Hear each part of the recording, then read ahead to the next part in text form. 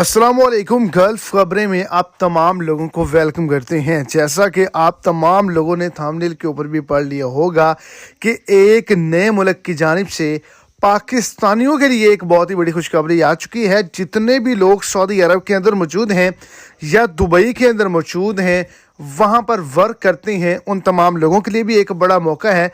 और वो तमाम लोग जो कि सऊदी अरब के लिए वर्क के रिलेटेड सफ़र करना चाहते हैं, दुबई के लिए वर्क के रिलेटेड सफ़र करना चाहते हैं या किसी और मुल्क का इरादा रखते हैं, तो ये वीडियो उन तमाम लोगों के लिए एक बहुत ही बड़ी खुशखबरी है। एक धमाकेदार ऐलान को जारी किया गया है।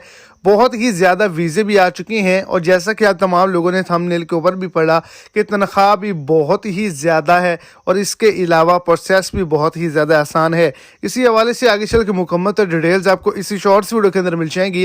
वीडियो को एंड तक आपने लाजमी तौर पर देखना है ताकि आपको तमाम डिटेल की अच्छे से समझ आ जाए। और अगर इस चैनल पर फर्स्ट टाइम है तो लाजमी से चैनल को सब्सक्राइब करें, इस वीडियो को लाइक करें और अपने दोस्तों तक इसको ज़्यादा से ज़्यादा शेयर करें।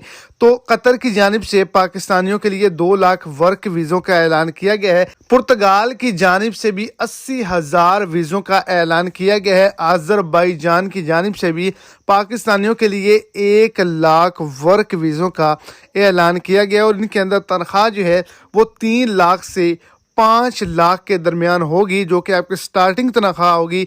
वीज़ा प्रोसेस की टाइमिंग भी बहुत ही ज़्यादा कम है और वीज़े की प्रोसेस है भी बहुत ही ज़्यादा आसान। और अब तमाम लोगों की वीज़ा रेशो जो है वो भी 99% है। लेकिन आपको बताता चलूँ कि यहाँ पर स्किल्ड वर्कर हजरात ही सफ़र कर सकेंगे।